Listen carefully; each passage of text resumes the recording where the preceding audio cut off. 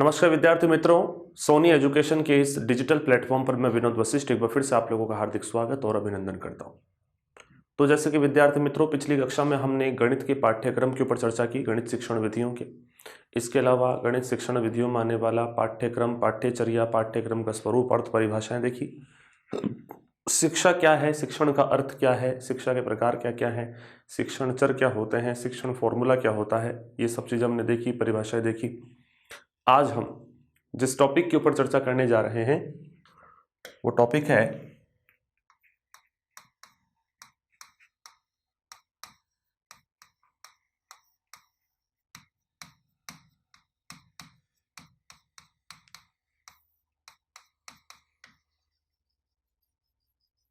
शिक्षण व्यू रचनाएं, यानी कि टीचिंग स्ट्रेटेजीज।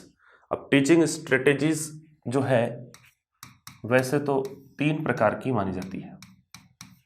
कितने प्रकार की? 3 प्रकार की। 3 प्रकार कौन कौन से हैं? तो नंबर 1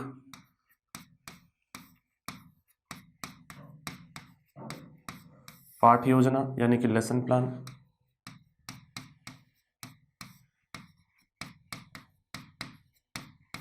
दूसरा इकाई योजना यानी कि यूनिट प्लान।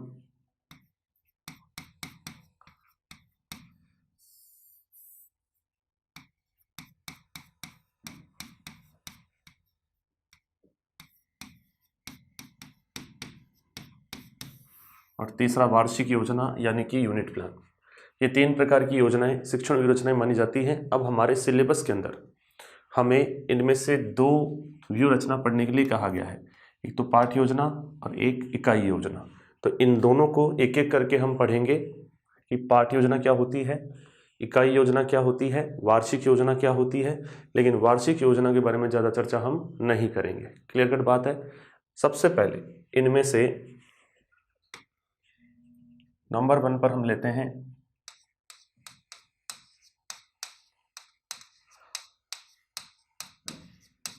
पाठ योजना, जिसे अंग्रेजी में लेसन प्लान कहा जाता है। अब पाठ योजना क्या होती है, एक पाठ योजना किसे कहते हैं, पाठ योजना के अंदर से कैसे सवाल बनते हैं, ये सारी चीज जब हमसे पूछता है एग्जाम के अंदर, तो हमें क्या बताना है कि शिक्षक के द्वारा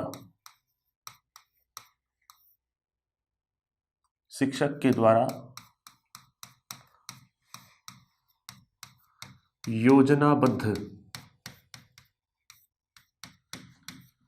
तरीके से, शिक्षक के द्वारा योजनाबद्ध तरीके से पाठ के प्रस्तुतिकरण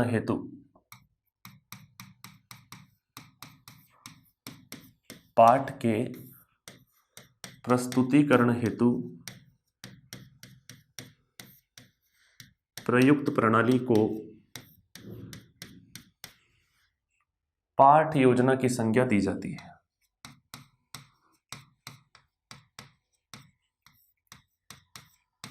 पाठ योजना की संज्ञा दी जाती है। क्लियर है। तो पाठ योजना किसे कहते हैं कि शिक्षक के द्वारा योजनाबद्ध तरीके से पाठ के प्रस्तुतिकरण हेतु अपनाई जाने वाली जो प्रणाली है, अपनाई जाने वाली जो प्रोसेस है, उसे ही हम क्या कहते हैं, उसे ही हम पाठ योजना के नाम से जानते हैं। अब यहाँ एक बात ध्यान दीजिएगा विद्यार्थी मित्रों कि पाठ योजना पढ़िए, चाहे आप कुछ और शिक्षण विधि पढ़िए, आपको 3 प्रकार की चीजें दिखाई देगी। आपको 3 प्रकार की चीजें दिखाई देगी, 3 प्रकार के लोग दिखाई देंगे। एक तो वो व्यक्ति आएगा सबसे पहले जिसको सबसे पहले विचार आया है, और जिस व्यक्ति को सबसे पहले विचार आता है वो देता है दर्शन। क्या देता है? दर्शन। लेकिन जो व्यक्ति सबसे पहले बना करके ला करके सिद्ध करता है किसी चीज को, वो बनता है उसका जनक।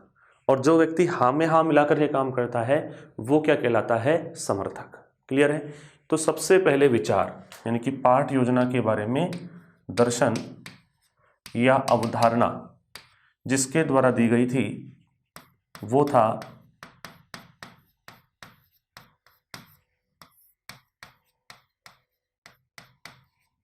गेस्टॉल्टवादी संप्रदाय, यानी कि सबसे पहले पाठ योजना के बारे में विचार गेस्टॉल्टवादी संप्रदाय को ही आया था। अब ये कोई एक व्यक्ति का नाम नहीं है, बल्कि यहाँ पर मैंने लिखा है संप्रदाय। और संप्रदाय जो होता है विद्यार्थी मित्रों, संप्रदाय में एक नहीं बल्कि कई लोग होते हैं। तो इस गेस्टॉल्टवादी संप्रदाय में कौन कौन से व्यक्ति थे, तो देखिएगा, वर्दिमर, कोहलर, कोकफा और लेविन। क्लियर है। तो पाठ योजना के बारे में सबसे पहले विचार गेस्टॉल्टवादी संप्रदाय को आया था, और इसमें जो 4 व्यक्ति थे वो थे वर्दिमर, कोहलर, कोकफा और लेविन। जबकि पाठ योजना को सबसे पहले जो व्यक्ति बना करके लाया, यानी जो इसका जनक कहलाया, वो था हर्बर्ट स्पेंसर। हर्बर्ट स्पेंसर, इन्हें ही पाठ योजना का जन्मदाता या जनक भी कहा जाता है। जबकि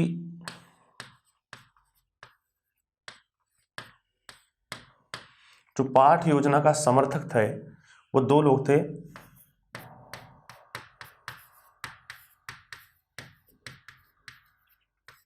एक तो थे साहब डॉक्टर बीएस ब्लूम,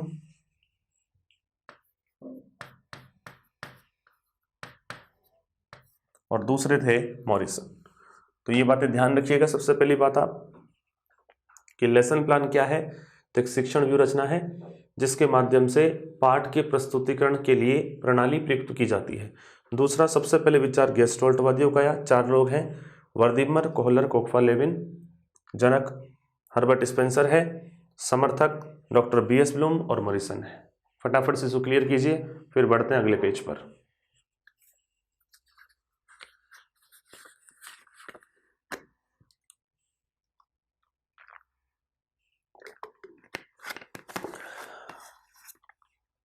चलिए जी, कुछ मुख्य बातें आपको बताना चाहूंगा कि हर्बर्ट स्पेंसर के द्वारा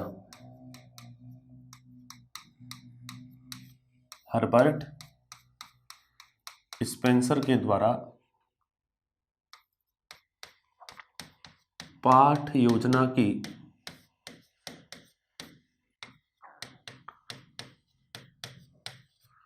पंचपदीय प्रणाली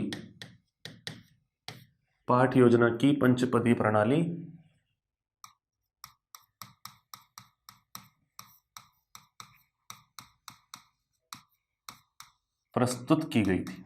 यानी कि हर्बर्ट स्पेंसर वो व्यक्ति था जिसने पाठ योजना के लिए पंचपदीय प्रणाली निकाल करके दी। अब वो 5 पद इसने कौन कौन से बताए वो देखिएगा।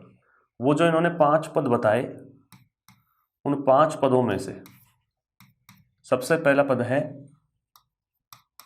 प्रस्तावना, दूसरा पद है प्रस्तुतिकरण, तीसरा पद है तुलना, चौथा पद है सामान्यीकरण और 5वां पद है प्रयोग। क्लियर है। तो 5 पद प्रस्तुत किए थे हर्बर्ट स्पेंसर ने, जिसमें पहला पद है प्रस्तावना, दूसरा प्रस्तुतिकरण, तीसरा तुलना, चौथा सामान्यीकरण और 5वां प्रयोग। क्लियर है, ये बात ध्यान रखिएगा। फटाफट से इसको क्लियर करो, फिर अगले स्टार पॉइंट पर आते हैं।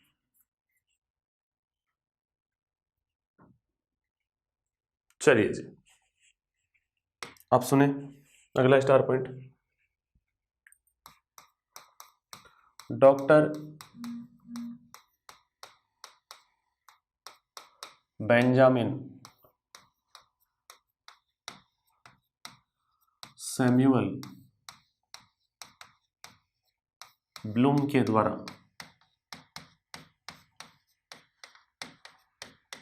पाठ योजना के अंतर्गत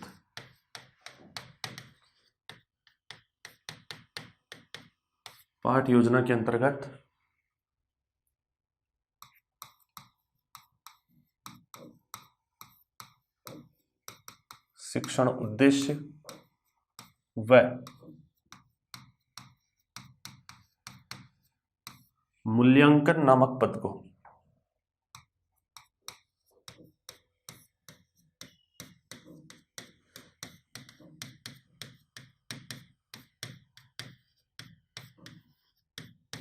जोड़ा गया था।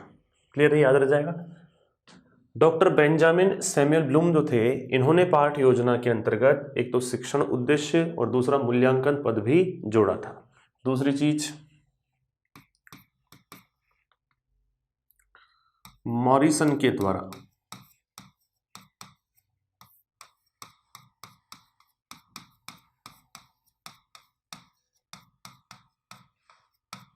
पाठ योजना के अंतर्गत,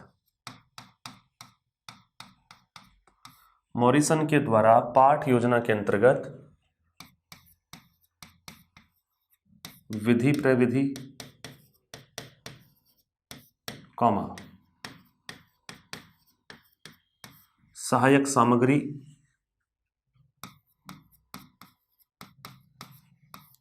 तथा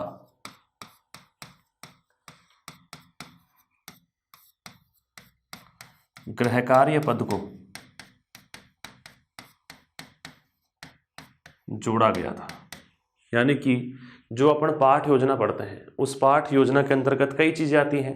अब पाठ योजना में शिक्षण उद्देश्यों को और मूल्यांकन पद को तो जोड़ा था डॉक्टर बीएस ब्लूम ने, लेकिन पाठ योजना के अंतर्गत जो विधि प्रविधि सहायक सामग्री और जो गृहकार्य आता है, इसे जोड़ा था मॉरिसन ने। और तीसरा सितारा बिंदु, प्रोफेसर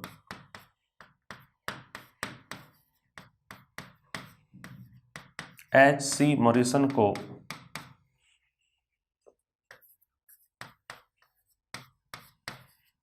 इकाई योजना का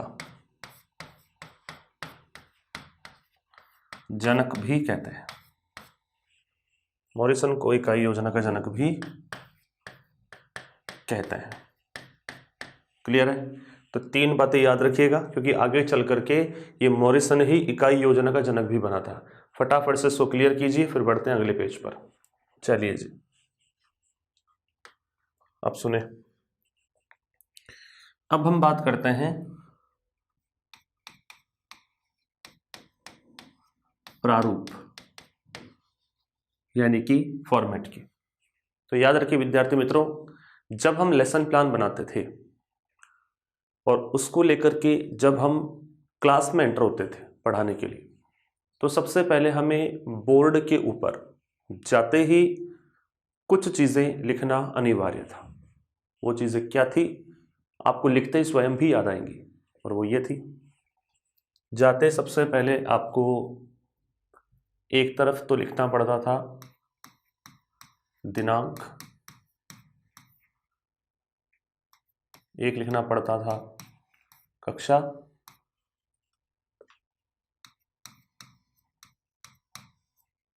एक लिखना पड़ता था विषय, एक लिखना पड़ता था प्रकरण,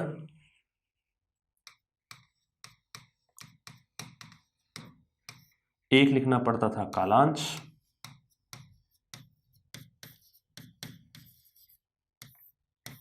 और एक आपको लिखनी पड़ती थी समय अवधि। ये लिखना पड़ता था, क्योंकि जब तक हम ये नहीं लिखते हैं किसी भी कक्षा में एंटर होकर के, तब तक हम एक अच्छे टीचर नहीं कहलाएंगे। अच्छा टीचर कहलवाने के लिए हमें ये पूर्तियां तो कंपलसरी वहां पर लिखनी ही है। इस वजह से एक बात ध्यान रखना, इस कंटेंट से रिलेटेड आपके सामने दो प्रकार के सवाल पूछे जा सकते हैं। क्या पूछेगा, पहले मैं सितारे बिंदु ग्रुप में बता देता हूं।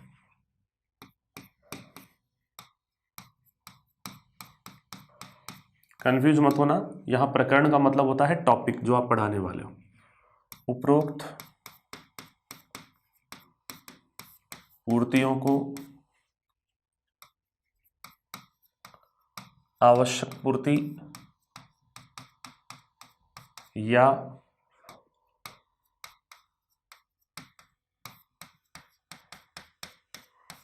शामपट पूर्ति के नाम से भी, आवश्यक पूर्ति या शामपट पूर्ति के नाम से भी जाना जाता है। क्लियर है? उपरोक्त जितनी पूर्तियां हैं इनको आवश्यक पूर्ति या शामपट पूर्ति के नाम से भी जाना जाता है। ये बात ध्यान रखिएगा विद्यार्थी मित्रों। क्लियर है? उपरोक्त पूर्तियों को आवश्यक पूर्ति भी कहते हैं और शामपट पूर्ति भी कहते हैं, क्योंकि जाते ही सबसे पहले हमें यही करनी पड़ती है। दूसरी चीज, एक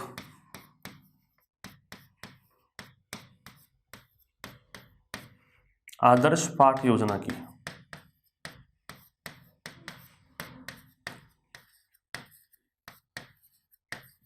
समय अवधि 35 से 40 मिनट की मानी जाती है।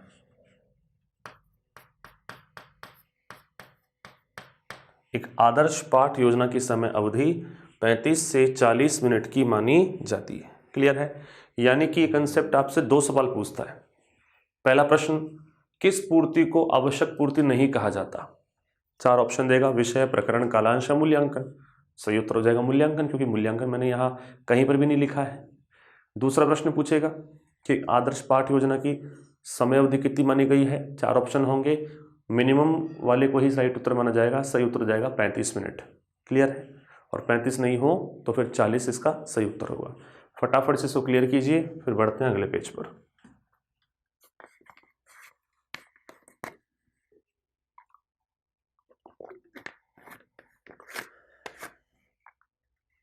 चलिए जी,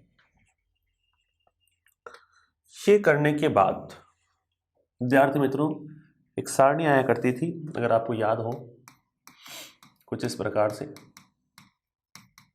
क्रम संख्या,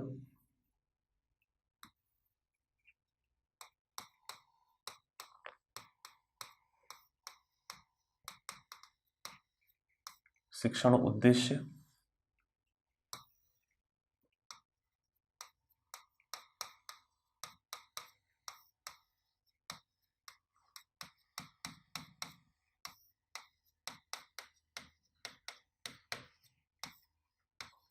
और इस तरफ लिखा होता था अपेक्षित व्यवहारगत परिवर्तन।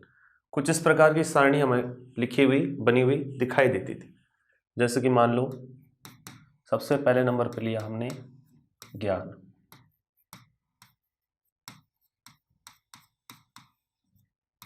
दूसरे नंबर पर हमने लिया अवबोध,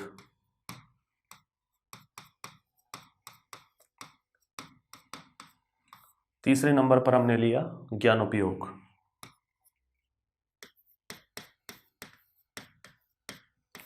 चौथे नंबर पर हमने लिया कौशल,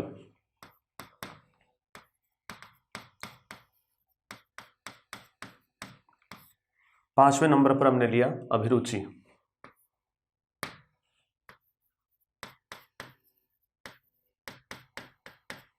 और छठे नंबर पर हमने लिया अभिवृत्ति। क्लियर है?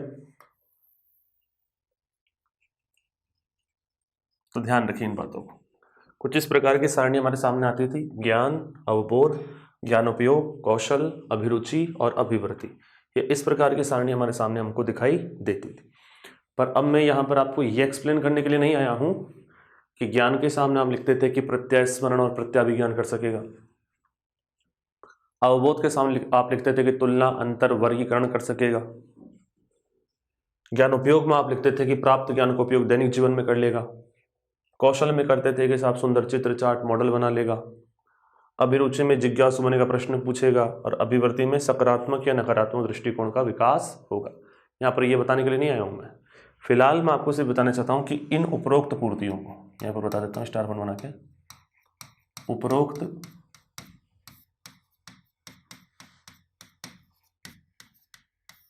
पूर्तियों को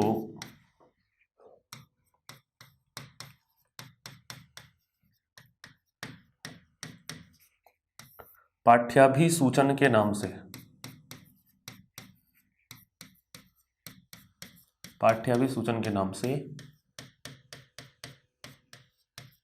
जाना जाता है। क्लियर है? तो ये बात ध्यान रखना, उपरोक्त पूर्तियों को पाठ्याभिसूचन के नाम से जाना जाता है। शिक्षण उद्देश्य आपके सामने ये रहे तो क्लियर कट बात है। वो पूछ ले कि इनमें से किसे पाठ्याभिसूचन नहीं कहा जाएगा। 4 ऑप्शन दे दे, ज्ञान, अवबोध, ज्ञान उपयोग और गृह कार्य। सही उत्तर क्या हो जाएगा? गृह कार्य। ध्यान रखना, सिर्फ इसे ही पाठ्याभिसूचन नहीं कहा जाता, बल्कि पाठ योजना में एक पद ऐसा और भी आएगा जिसे भी पाठ्याभिसूचन कहा जाएगा। वो कौन सा पद होगा उसके बारे में हम जानेंगे। तब तक आप इसको क्लियर कीजिए, फिर बढ़ते हैं हम अगले पेज पर।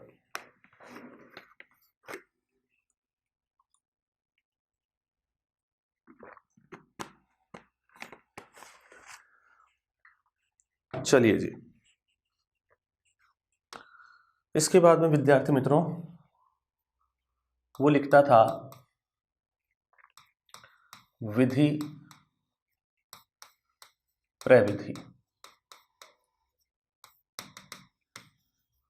कि साहब हम कौन सी विधि और कौन सी प्रविधि का इस्तेमाल करना चाहते हैं। अब सबसे पहले तो आपको यह ध्यान रखना पड़ेगा विद्यार्थी मित्रों कि विधि प्रविधि आखिर है क्या। तो मैं एक्सप्लेन कर दूं कि संपूर्ण पाठ योजना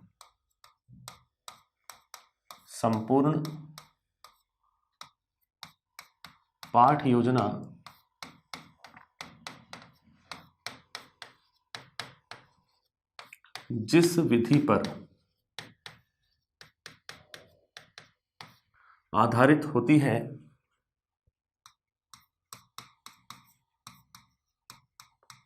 उसे मुख्य विधि की संज्ञा दी जाती है। ठीक है ना। यानी कि संपूर्ण पाठ योजना, पूरा की पूरा लेसन प्लान जिस एक मेथड पर आधारित होता है उसे हम देते हैं मुख्य विधि की संज्ञा, जबकि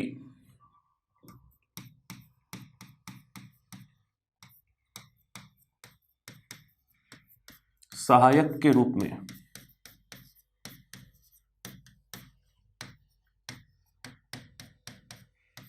प्रयुक्त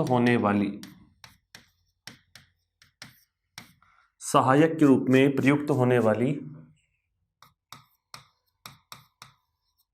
विधि को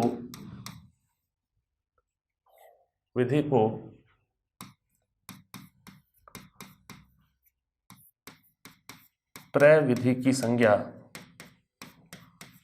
दी जाती है। ठीक है ना। तो ध्यान रखिएगा, संपूर्ण पाठ योजना जिस विधि पर आधारित है वो तो मुख्य विधि है, लेकिन सहायक के रूप में जो काम आने वाली विधियां हैं उन्हें प्रविधि की संज्ञा दी जाती है। ये बात ध्यान रखना। इसके अलावा अगला पद आता था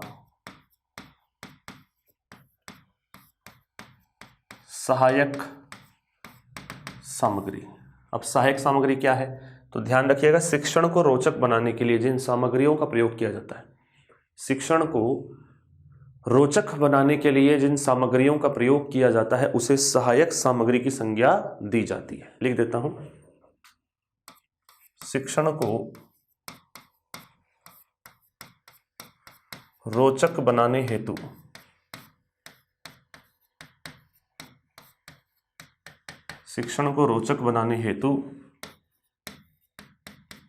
प्रयुक्त सामग्रियों को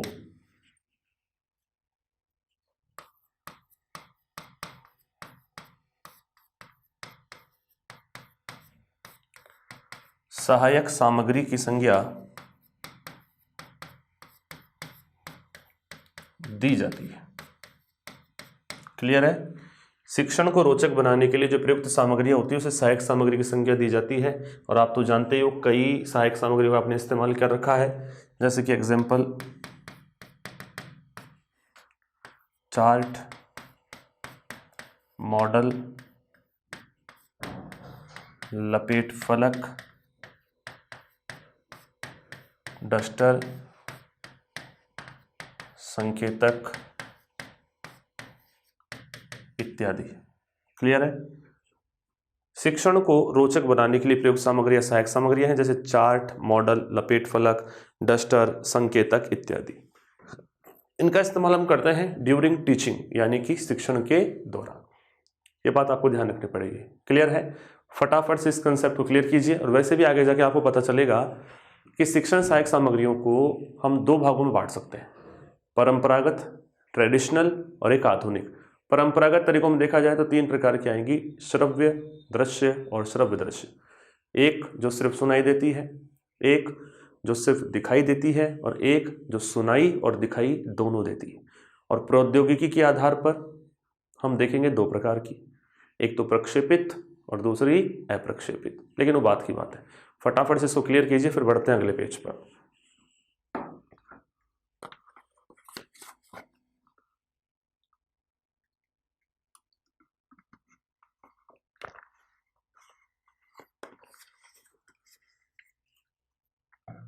चलिए जी,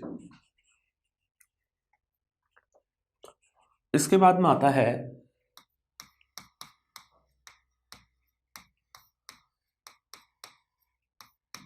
पूर्व ज्ञान, यानी कि प्री नॉलेज। और पूर्व ज्ञान में संपूर्ण भारतवर्ष के लोगों ने एक ही बात लिखी है कि जो भी टॉपिक हम विद्यार्थी को पढ़ाने जा रहे हैं उससे संबंधित थोड़ा बहुत ज्ञान विद्यार्थी को पहले से ही है, और अगर पूर्व ज्ञान नहीं है तो नवीन ज्ञान दिया ही नहीं जा सकता। इसी वजह से यहां लिखना पड़ता है कि विद्यार्थी विषय वस्तु से संबंधित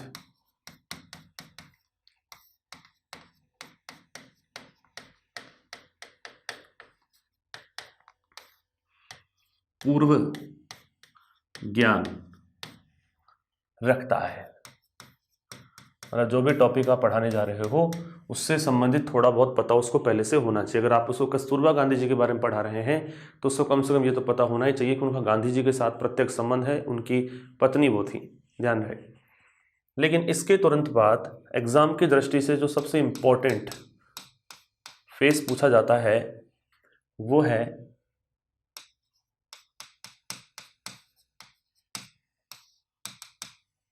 प्रस्तावना, और इसी में से आपको क्वेश्चन निश्चित रूप से देखने को मिलते हैं। किस प्रकार का क्वेश्चन इसमें से आता है, कंसेप्ट क्या बनता है वो समझे। एक सारणी बना रहा हूं, इसे ध्यान से देखिएगा। क्रम संख्या,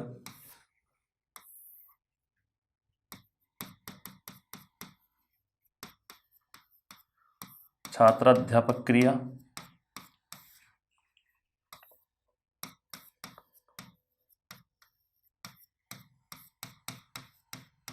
विद्यार्थी क्रिया, ऐसी एक सारणी बनती थी। एक तरफ क्रम संख्या, एक तरफ छात्राध्यापक क्रिया और दूसरा विद्यार्थी क्रिया। जैसे यहाँ पहला क्वेश्चन पूछा, फिर दूसरा पूछा, फिर तीसरा, फिर चौथा, फिर पांचवा, फिर छठा और फिर सातवां। और सातवां प्रश्न जो पूछा गया वो बच्चों के लिए क्या था, समस्यात्मक प्रश्न, या फिर बच्चा वहां पर क्या हो गया, निरुत्तर। इस प्रकार की सारणी आपने देखी होगी। मतलब मैं अपना एग्जाम्पल लूँ तो जब मैं पढ़ा रहा था तो मैंने एक टॉपिक लिया और उस टॉपिक से संबंधित मैंने जब प्रेजेंटेशन किया तो कक्षा में करवाया गया सूक्ष्म शिक्षण के माध्यम से। जब मैं इसका प्रेजेंटेशन कर रहा था तब साहब मुझे ये बात पता चली कि साहब प्रस्तावना जो है उसमें बहुत सरल सवालों को पूछना कंपलसरी था। जैसे मान लीजिए मैंने टॉपिक ले लिया एक ग्रेविटी का, गुरुत्वाकर्षण का, और फिर मैंने पहला सवाल पूछा गुरुत्वाकर्षण किसे कहते हैं, तो ये प्रस्तावना नहीं है। पहला सवाल मेरा होगा, बहुत आसान होना चाहिए, कि आप कहाँ रहते हैं, तो आंसर आएगा पृथ्वी पर। पृथ्वी के चारों ओर क्या पाया जाता है, तो बोले साहब वायुमंडल पाया जाता है। वायुमंडल में क्या क्या पाया जाता है, बोले साहब पेड़ पौधे जीव जंतु। पेड़ पौधे के पास क्या होता है, बोले फल फूल पत्ती। फल टूटता है तो कहाँ पड़ता है साहब, बोले धरती पर। धरती पर गिरने गुण क्या कहलाता है, तो गुरुत्वाकर्षण। गुरुत्वाकर्षण से आप क्या समझते हो, तो फिर वहां पर बच्चे निरुत्तर होते हैं और फिर वहां पर हम एक उद्देश्य कथन बोल के टॉपिक स्टार्ट करते हैं कि विद्यार्थियों आज हम गुरुत्वाकर्षण के बारे में विस्तार से अध्ययन करेंगे। लेकिन अब इसमें से एग्जाम के अंदर क्वेश्चंस कैसे आते हैं, प्रश्न कैसे बनते हैं, उसके लिए आपको पहले इस पेज को क्लियर करना पड़ेगा, आत्मसात करना पड़ेगा। फिर हम बढ़ते हैं अगले पेज पर इस प्रस्तावना के उन बिंदुओं के साथ में जो सीधे एग्जाम में पूछ लिए जाते हैं। फटाफट से क्लियर करें इसको।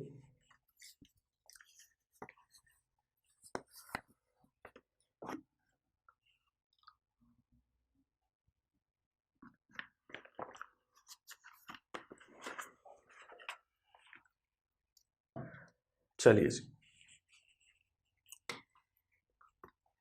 स्टार पॉइंट्स देखिएगा। प्रस्तावना को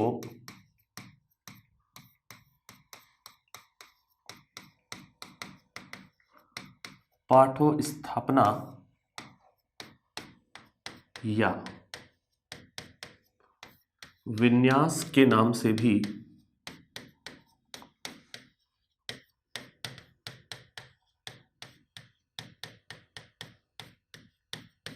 जाना जाता है। क्लियर है? यानी कि जो प्रस्तावना है उसे पाठो स्थापना या विन्यास के नाम से भी जाना जाता है। ये बात ध्यान रखिएगा। अब क्यों ध्यान रखिएगा तो वो समझें। वो इसलिए क्योंकि वो हो सकता है कि प्रस्तावना को अन्य नाम पूछ ले कि एक प्रस्तावना को अन्य किस नाम से जाना जाता है, तो वहाँ पर हमको निरुत्तर नहीं होना है, बल्कि तुरंत उत्तर बता देना है कि इसे पाठो स्थापना या विन्यास कहा जाता है। दूसरी चीज, प्रस्तावना सदैव पूर्व ज्ञान पर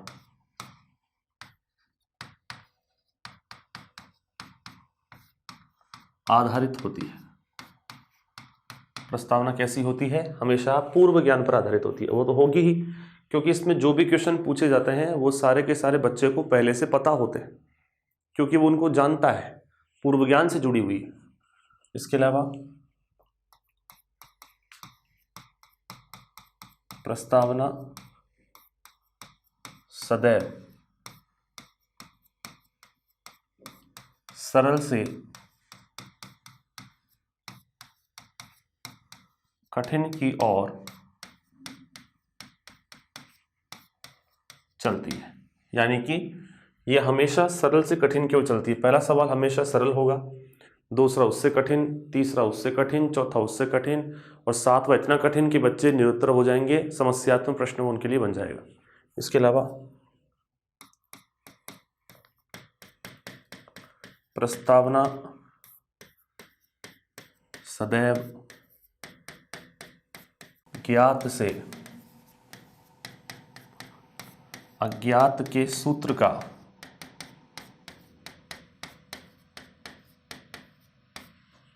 पालन करती है। प्रस्तावना क्या करती है? ज्ञात से अज्ञात के सूत्र का पालन करती है। ज्ञात से अज्ञात के सूत्र का पालन करती है। क्लियर है ये बात? ये बात ध्यान रखिएगा। यानी एक तो सरल से कठिन चलेगी, दूसरा ज्ञात से अज्ञात चलेगी। ये क्लियर होना बहुत जरूरी। पहला प्रश्न हमेशा उसको ज्ञात होता है उसका उत्तर, फिर दूसरे प्रश्न को पूछता है वो ज्ञात होता है, लेकिन आखिरी वाला प्रश्न उसके लिए अज्ञात है। यानी कि ज्ञात से अज्ञात की ओर ले जाने वाला एक कंसेप्ट है। इसके अलावा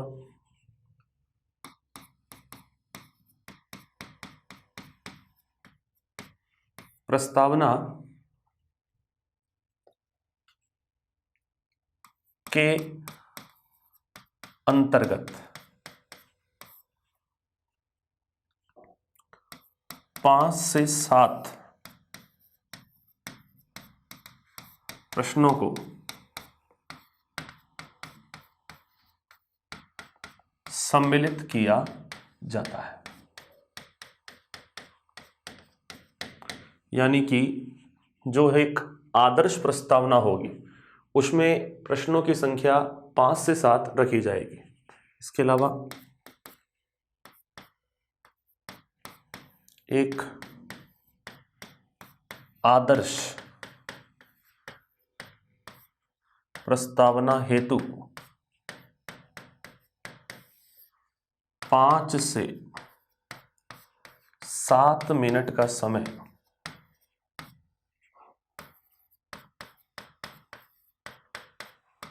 आरक्षित रखा जाता है। कितना समय आरक्षित रखा जाता है? 5 से 7 मिनट का समय आरक्षित रखा जाता है आदर्श प्रस्तावना के लिए। अब यहां इस संबलात को समझो, अगर 5 से 7 प्रश्न हैं और 5 से 7 मिनट का समय है, तो एक प्रश्न के लिए 1 मिनट का समय आरक्षित हुआ। पहले तो ये बात क्लियर हो गई। दूसरी बात, हिंदी शिक्षण के अंतर्गत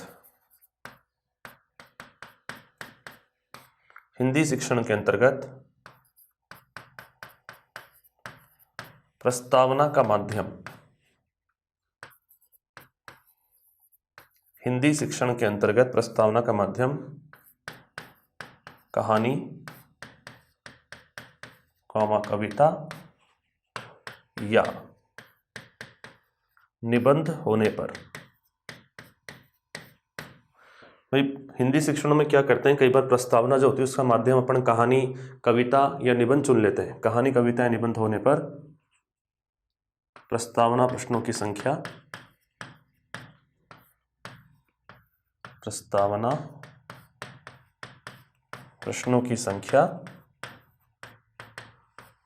घटा करके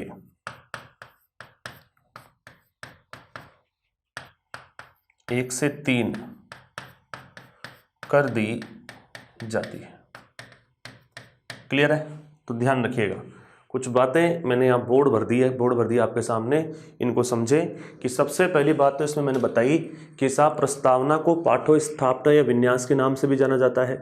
दूसरा, ये हमेशा पूर्व ज्ञान पर आधारित होती है। तीसरा, ये हमेशा सरल से कठिन की ओर चलती है। चौथा, ये ज्ञात से अज्ञात के सूत्र का पालन करती है। पांचवा, प्रस्तावना के अंतर्गत 5 से 7 प्रश्नों को सम्मिलित किया जाता है। एक आदर्श प्रस्तावना के लिए 5 से 7 मिनट का समय आरक्षित रखा जाता है। और हिंदी शिक्षण के अंतर्गत प्रस्तावना का माध्यम कभी कभी कहानी, कविता या निबंध होने पर प्रस्तावना प्रश्नों की संख्या घटा करके 1 से 3 कर दी जाती है। देखो क्यों? क्योंकि कहानी, कविता, निबंध लेगा तो आधा टाइम तो उसको कहानी, कविता को सुनाने में निकल जाएगा, तब प्रस्तावना प्रश्नों की संख्या उतनी नहीं हो पाएगी जितनी होनी चाहिए। इसलिए प्रस्तावना प्रश्नों की संख्या तब घटा करके 1 से 3 कर दी जाती है। ये बात ध्यान रखना। फटाफट से इसको क्लियर करो, फिर बढ़ते हैं अगले पेज पर।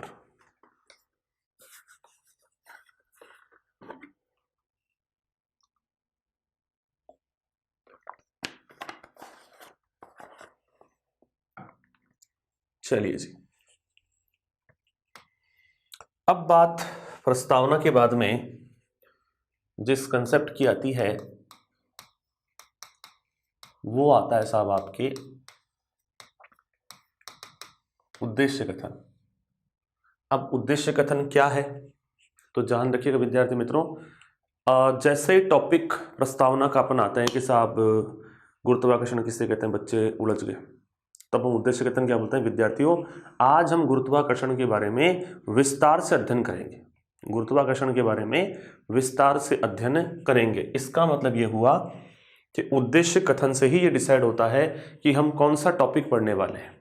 लेकिन ये भी ध्यान रखना कि उद्देश्य कथन 2 चीजों के बीच में फंसा हुआ है। एक तो फंसा हुआ है प्रस्तावना और दूसरा फंसा हुआ है प्रस्तुतिकरण। पूर्व ज्ञान और नवीन ज्ञान के बीच की योजक कड़ी है, ये बात ध्यान रखना। तो कुछ बातें मैं आपको बता देता हूं जो एग्जाम में सीधी पूछी जाती हैं। पहली बात,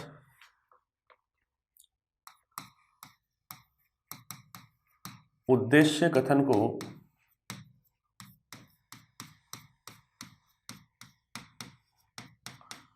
पाठ्याभिसूचन के नाम से भी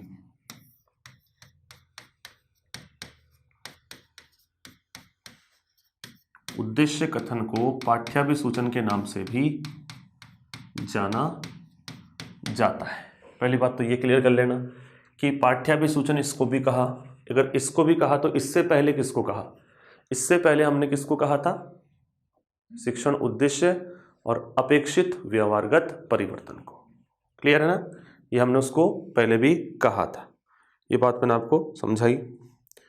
इसके अलावा एक विशेष बात आपको ध्यान रखनी पड़ेगी, वो ये है कि साहब दूसरी बात,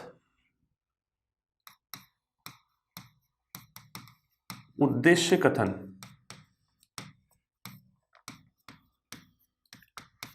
पूर्व ज्ञान को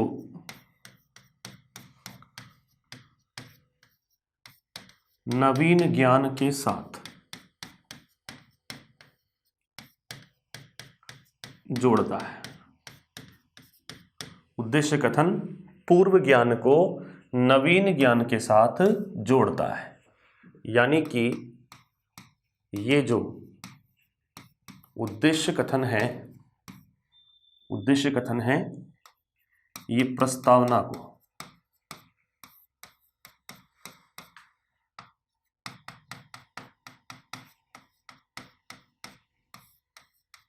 प्रस्तुतिकरण के साथ जोड़ता है।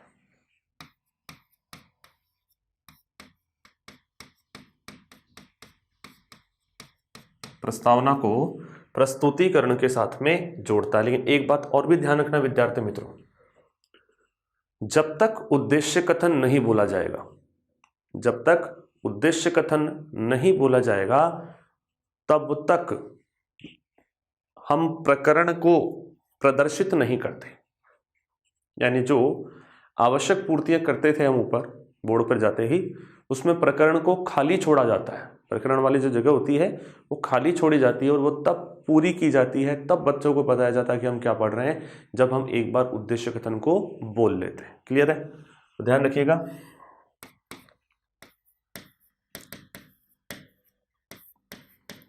उद्देश्य कथन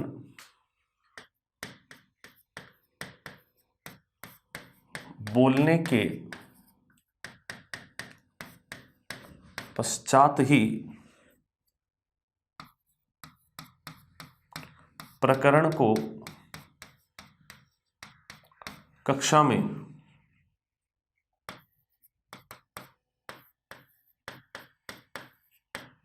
दर्शाया जाता है। क्लियर है? तो कुछ बातें पता चली, लगभग 4 बातें। पहला कि इसको भी पाठ्यवय सूचन कहते हैं। दूसरा, पूर्व ज्ञान को नवीन ज्ञान से जोड़ता है। तीसरा, प्रस्तावना को प्रस्तुतिकरण के साथ जोड़ता है। चौथा कि उद्देश्य कथन बोलने के बाद ही प्रकरण को कक्षा में दर्शाया जाता है। ये बात ध्यान रखना। फटाफट से इसको क्लियर करो और उसके बाद बढ़ते हैं अपन अगले पेज पर।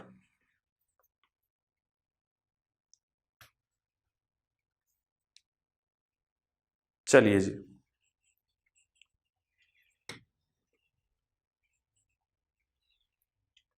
इसके बाद में विद्यार्थी मित्रों फिर आता है इंपॉर्टेंट टॉपिक,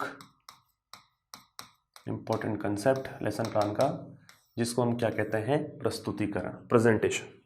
और प्रस्तुतिकरण के अंदर हमें एक विशेष बात का ध्यान रखना, और वो क्या है कि यह सदैव नवीन ज्ञान पर आधारित होता है। प्रस्तुतिकरण जो है वो हमेशा नवीन ज्ञान पर यानी कि नए ज्ञान पर आधारित होता है। ये बात आपको ध्यान रखनी पड़ेगी। अब प्रस्तुतिकरण करते कैसे हैं, तो मैं एक सारणी बना रहा हूं, इस सारणी को अच्छे से देखिएगा। इसी में आपके काफ़ी सवाल छुपे हुए हैं और पूछे भी जाते हैं, जैसे कि क्रम संख्या,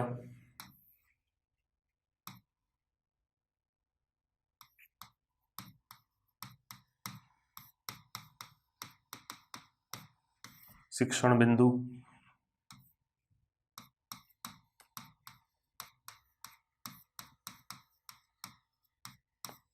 शिक्षक क्रिया,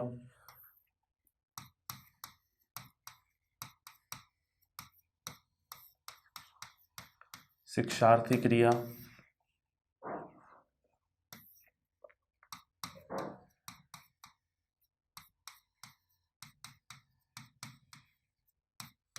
विधि प्रविधि,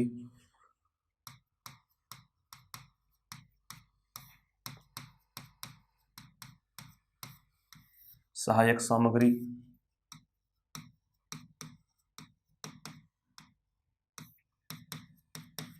और शाम प्रसार।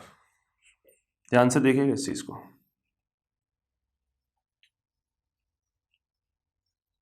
क्लियर है?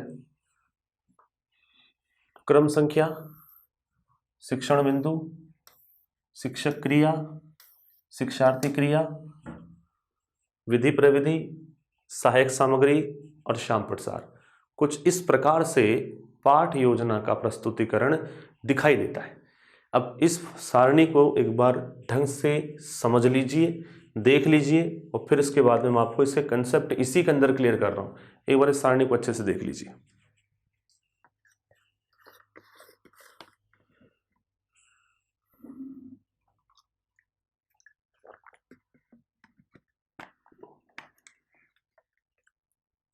चलिए जी, देखिए, एक तो आपको ये बात ध्यान रखनी पड़ेगी कि जब भी अपन पाठ योजना का प्रस्तुतिकरण करते हैं, जब भी अपन पाठ योजना का प्रस्तुतिकरण करते हैं तो उसमें जब हम पढ़ाने वाले शिक्षण बिंदु का चुनाव करते हैं, पढ़ाने वाले शिक्षण बिंदुओं का चुनाव करते हैं, तब ये ध्यान रखते हैं कि उनकी संख्या कम से कम 3 हो। यानी पहला कंसेप्ट तो यही पूछता है कि शिक्षण के अंतर्गत प्रस्तुतिकरण के अंदर न्यूनतम कितने शिक्षण बिंदु लेना अनिवार्य माना गया है, और तब जो आंसर निकल के आता है वो आंसर निकल के आता है 3, कि न्यूनतम 3 शिक्षण बिंदु लेना अनिवार्य होता है। पहली बात ये क्लियर। उसके बाद ध्यान रखें, टीचर सबसे पहले जाते ही विद्यार्थियों से कुछ विशेष प्रकार के प्रश्न पूछता है, और उन प्रश्नों को जिस नाम से जाना जाता है वह है विकासात्मक प्रश्न।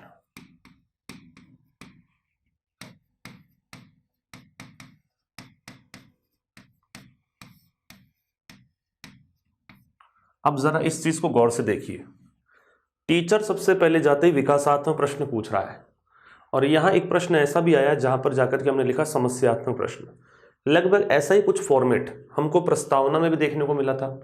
तो कल को जब वो ये सवाल पूछे कि साहब विकासात्मक प्रश्न प्रकृति और गुणधर्म में किसके समान होते हैं, तो ध्यान रखिएगा तब आंसर आएगा कि विकासात्मक प्रश्न प्रकृति और गुणधर्म में प्रस्तावना प्रश्नों के साथ समानता प्रदर्शित करते हैं। क्लियर है, ये बात ध्यान रखिएगा। तो क्लियर कट बात है, विकासात्मक प्रश्न किसके समान होते हैं, प्रस्तावना प्रश्नों के समान होते हैं प्रकृति और गुणधर्म में। अब जैसे विकासात्मक प्रश्न पूरे हो गए, उसके तुरंत बाद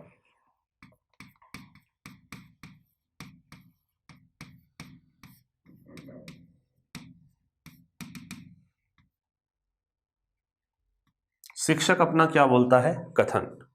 और इस कथन को जब मैंने कई बीएड कॉलेजों की पाठ योजनाएं देखी हैं तो उसके अंदर सब विद्यार्थी मित्रों ने एक ही बात लिखी है कि साहब विद्यार्थी उद्देश्य कथन को ध्यानपूर्वक सुनेगा और अपनी पुस्तिकाओं में लिखेगा।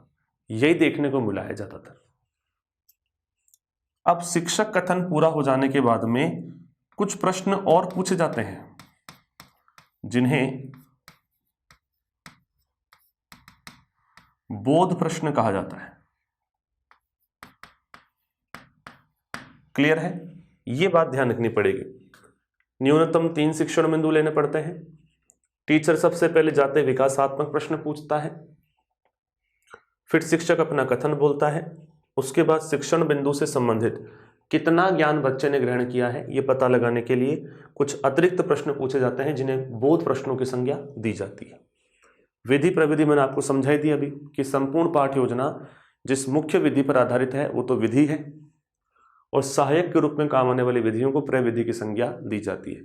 चार्ट, मॉडल, डस्टर, लपेट फलक, ये सब क्या है, सहायक सामग्री है।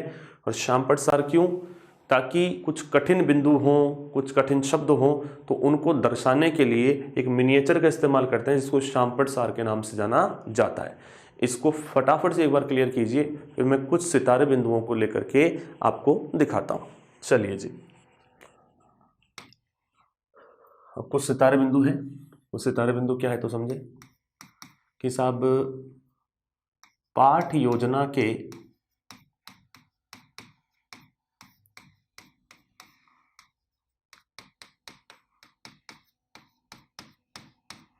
प्रस्तुतिकरण के अंतर्गत न्यूनतम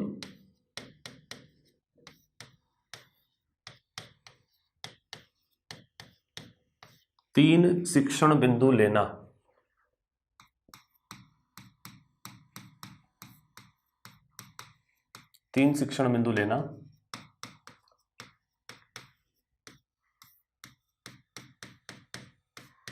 अनिवार्य होता है। यानी कि जब भी अपन पाठ योजना का प्रस्तुतिकरण करते हैं तो हमें कम से कम मिनिमम से मिनिमम 3 टीचिंग पॉइंट यानी कि 3 शिक्षण बिंदु लेना तो कंपलसरी होता ही है। इससे ज़्यादा चाहे तो ज़्यादा ले सकते हैं, लेकिन कम से कम 3 शिक्षण बिंदु तो लेने ही पड़ते हैं, कम से कम। क्लियर कट बात है। लेकिन आज की क्लास में मैं इस सेगमेंट को रखूंगा इतना ही। इस सेगमेंट में अगले सितारे बिंदु कौन से हैं ये जानने के लिए आपको देखनी पड़ेगी अगली क्लास सोनी एजुकेशन के डिजिटल प्लेटफॉर्म पर। तो जुड़े रहिए और तैयारी करते रहिए। That's all for today. Thank you.